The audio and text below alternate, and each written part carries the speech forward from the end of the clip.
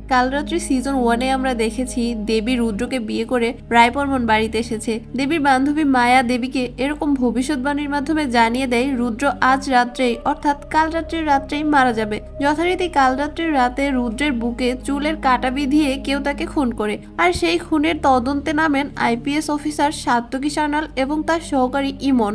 এরপর থেকেই উঠে আসতে থাকে একের পর এক রহস্য ও রায়বর্মন বাড়ির গোপন কিচ্ছার কথা। রায়বর্মন বাড়ির মেজ বউ অর্থাৎ রায় একজন সামান্য নার্সের পজিশন থেকে আজ লাইফ কেয়ার সুপার স্পেশালিটি হসপিটালের অন্যতম পদের অধিকারী ও এই বাড়ির বউয়ের স্থান পেয়েছে। তার সাথে তার স্বামী অজিতের দাদা রুদ্রের সাথে একটা আপত্তিকর সম্পর্ক রয়েছে।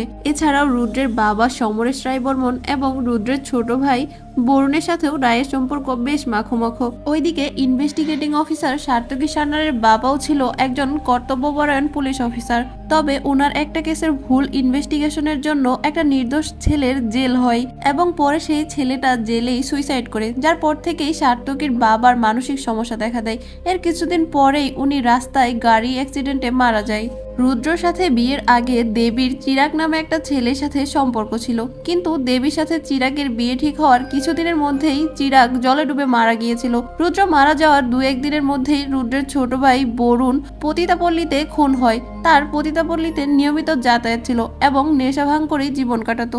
পুলিশ রুদ্রের খুনের পোস্টমর্টম রিপোর্ট হাতে পেলে জানতে পারে রুদ্রকে যে মেরেছে সে বাঁহাতি ছিল এবং তার মেডিকেল হিস্ট্রি সম্পর্কে জানা ছিল এবং হিউম্যান অ্যানাটমি সম্পর্কেও যথেষ্ট জ্ঞান ছিল। এই সন্দেহে পুলিশ রুদ্রর ভাই অজিতকে জিজ্ঞাসাবাদের জন্য আটক করে, কারণ সে ছিল তাদের life care multi super speciality হসপিটালের একজন নামকরা সার্জন। অজিতের থেকে জানা যায় 2 বছর আগে রুদ্রের আগের স্ত্রী ঋতিকা বাথরুমে পড়ে গিয়ে মাথায় চোট পেয়ে মারা যাননি। রুদ্র আর রায়ের মধ্যে যে একটা আপত্তিকর সম্পর্ক ছিল সেই কথাটা রুদ্রের স্ত্রী ঋতিকা জেনে গিয়েছিল এবং সেজন্য তাদের মধ্যে প্রচন্ড ঝামেলা করে। তখনই রুদ্রের সাথে হাতাহাতিতে রুদ্রের হাতে ঋতিকা খুন হয়েছিল। পরে সেটাকে অ্যাক্সিডেন্ট বলে চালানো হয়েছে। এছাড়াও অজিতের থেকে আরো জানা যায় অজিত ছাড়াও ওই বাড়িতে আরো এমন 3 জন ব্যক্তি আছে যারা বাঁহাতি। রুদ্রের মেডিকেল হিস্ট্রি ও অ্যানাটমি সম্পর্কে যাদের জ্ঞান আছে তারা হলো মিসেস রায়বর্মন অর্থাৎ তার স্ত্রী এবং তার বাবা সমরেশ রায়বর্মন এবং ছোট ভাই বরুণ রায়বর্মন। এছাড়াও আরো একজন আছে দেবী, সেও 6 বছর আগে তাদের সাথে এই বাড়িতেই থাকতো, যদিও দেবী বলে 6 বছর আগের কোনো কথাই তার মনে নেই। ওইদিকে মায়া আবার দেবীর ঘরে এসে তাকে জানিয়ে যায় রুদ্র এবং বরুণের খুনের জন্য পুলিশ তাকেই সন্দেহ করছে। এখানেই শেষ নয়, এ বাড়িতে আরো 4টা খুন হতে চলেছে। তাহলে এরপর কি হতে চলেছে? হ্যালো এভরিওয়ান, সকলকে ওয়েলকাম জানিয়ে শুরু করছি আজকের মুভি এক্সপ্লেনেশন। মুভি এক্সপ্লেনেশন ভালো লাগলে একটা লাইক এবং সাবস্ক্রাইব করে দিও। তাহলে আর দেরি না করে শুরু করছি কাল রাত্রি সিজন 2 এর এক্সপ্লেনেশন। দ্বিতীয় পর্বের শুরুতেই আমাদের ফ্ল্যাশব্যাকে দেবীর বিয়ের রাতের ঘটনা দেখানো হয়। যখন দেবীকে মায়া দেখে, আবার সকলে মায়ের বলা কথাগুলো সে মনে করতে থাকে যে কাল রাত্রির রাতে রুদ্র মারা যাবে। এটা মনে পড়তেই সে ভয়ে নিজের মধ্যে কুকড়ে যেতে থাকে। এরপর যজ্ঞের সময় সামনে আগুন দেখে কাউকে আগুনে পুড়তে দেখার আফসোস স্মৃতির কথা মনে পড়লে দেবী আর চুপ থাকতে পারে না।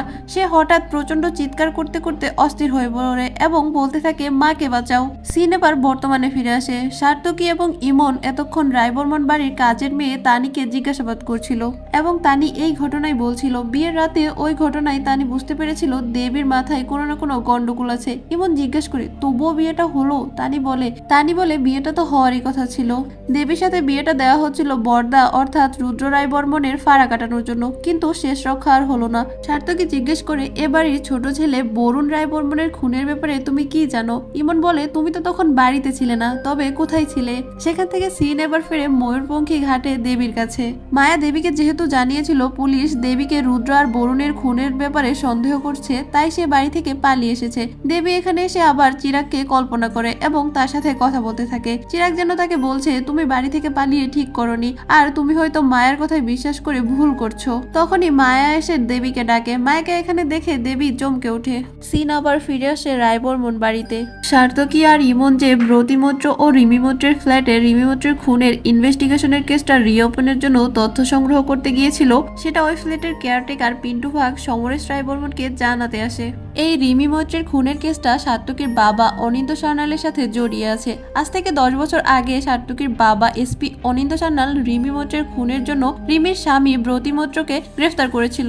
সেই ছেলেটি জেলের মধ্যেই সুইসাইড করেছিল। সেই ঘটনার পর থেকে সাত্তকীর বাবা অনিন্দ সান্যালের মানসিক সমস্যা দেখা গিয়েছিল এবং কিছুদিন পর তিনি অ্যাক্সিডেন্টে মারা যায়।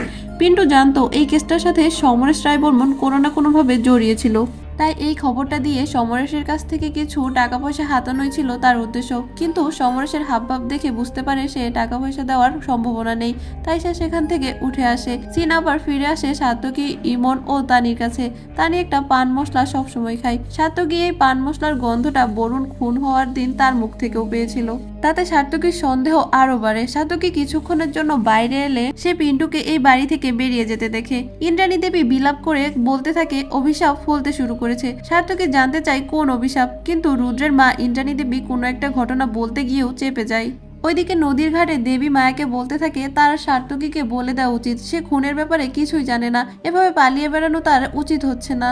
তাতে মায়া ধমক দিয়ে বলে তুই বলবি আর ওরা মেনে নেবে? তোর এ বাড়িতে আসার পর থেকেই তো কেমন একটা অস্বস্তি হচ্ছে, আফসা সব স্মৃতি মনে আসছে তাই না?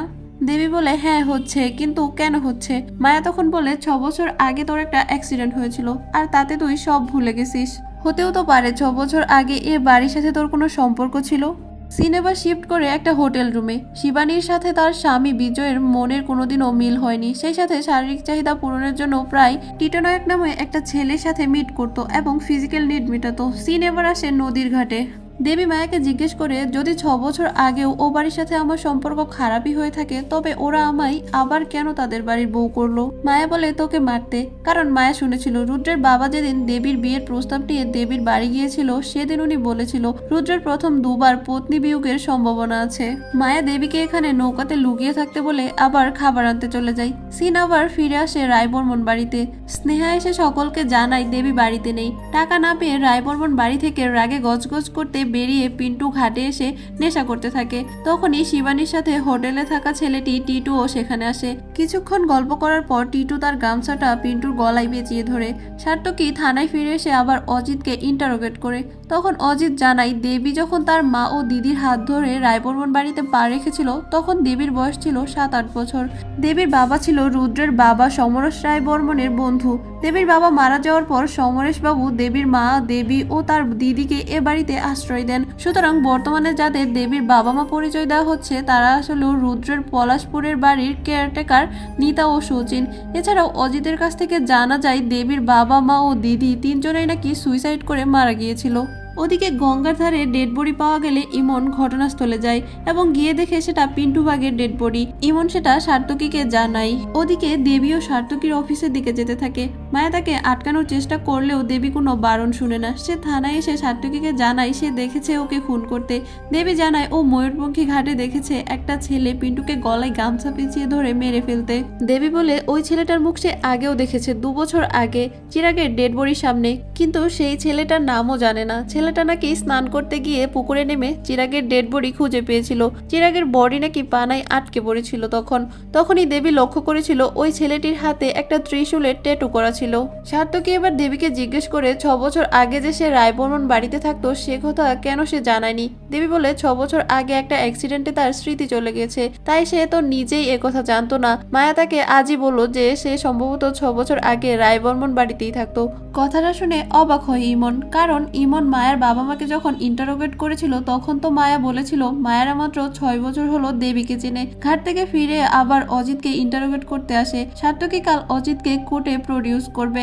এখনো পর্যন্ত পুলিশের কাছে যত প্রমাণ আছে সবই অজিতের বিপক্ষে, তাই অজিতের জামিন পাওয়া অসম্ভব। সার্থকী তাই অজিতকে বলে অজিতকে বাঁচতে হলে সার্থকীর সাথে একটা ডিল করতে হবে। সিন এবার ফিরে আসে রায়বর্মন বাড়িতে। রাত্রে দেবী যখন নিজের ঘরে শুয়েছিল তখন মায়া চুপি চুপি দেবীর শাশুড়ি ইন্দ্রাণী দেবীর ঘরে ঢুকে।